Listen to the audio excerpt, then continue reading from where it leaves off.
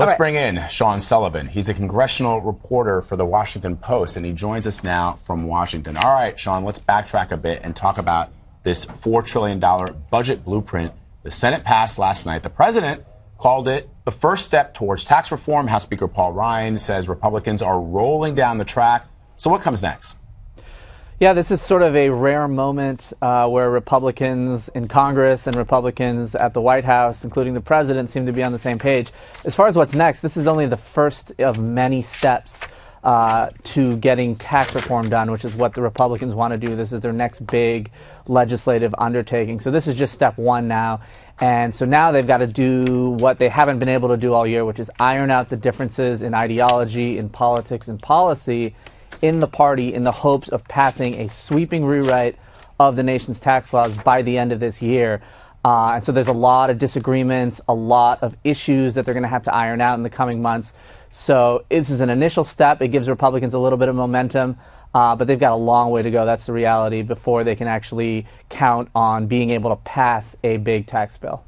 So Speaker Ryan also said that the Republican leadership and the president, they have a shared agenda. I think maybe don't tell Steve Bannon because he seems to be on a different agenda. But what does your reporting suggest is the state of the relationship between the leadership and President Trump just ahead of this tax push? Well, it looks a little bit better than it has been. And, you know, that said, it has been very, very toxic over the past couple of months.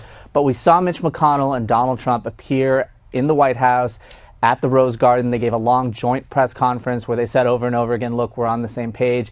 President Trump is going to go to Capitol Hill on Tuesday. He's going to appear at the Senate Republicans' weekly lunch. So they're definitely making an effort to show, hey, we're on the same page. All those fights that kind of weighed us down in the past, we're trying to move past that. We're trying to turn the page. But the reality is, you know, we're one argument, one tweet, one disagreement, one frustration from the president away from this whole relationship just kind of falling apart again. So it's a really, really fragile alliance right now. Certainly passing the budget yesterday lets Republicans end the week on a good note.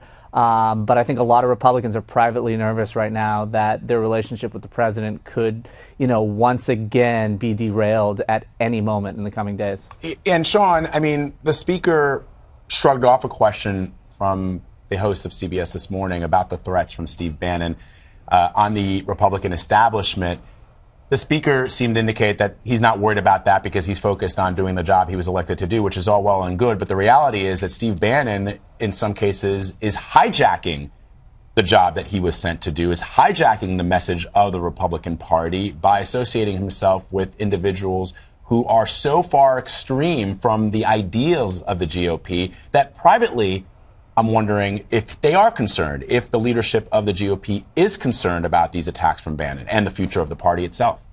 They absolutely are concerned privately, and they're trying to take steps to inoculate themselves from these attacks, to inoculate the Republican senators who are on the ballot next year, because Steve Bannon has said, look, I'm going to try to go after almost all of these Republican senators who are loyal to Mitch McConnell. I'm going to try to unseat them and put in an outsider, somebody who's going to shake things up, somebody who's new to politics. And so you're already seeing allies of Mitch McConnell try to take steps to try to protect these senators. And you're right, I think they are genuinely worried about this, because if you look at what happened in Alabama in that special election, I don't think Mitch McConnell wants another Roy Moore to be potentially joining the Senate in some of these other Senate races. I don't think he wants, you know, Republicans who are saying, I'm not voting for Mitch McConnell, I'm not loyal to him. That's not going to help him with his agenda, and frankly, that's not going to help him stay in power. It's actually going to do the opposite. It might force him from power.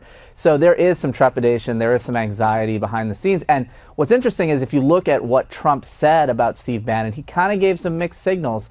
You know, when he appeared with McConnell on Tuesday at the White House, he said, look, I like Steve Bannon, he praised him, but then he said, okay, you know, maybe I'll try to kind of get him to back off a little bit. But we're not seeing Trump forcefully get out there and say, hey, I'm going to tell Steve Bannon, do not do this, do not go after these Republican senators. So we don't know ultimately, you know, which side Trump is going to sort of land on in the coming months. Is he going to side more with McConnell, or is he going to side more with Bannon? And that uncertainty is what makes Republicans really, really nervous right now.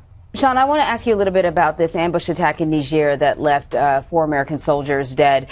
Senator John McCain says he will use subpoena power if he has to get to the bottom of what went on there in Niger. What are you hearing from lawmakers on Capitol Hill about the questions that they still have?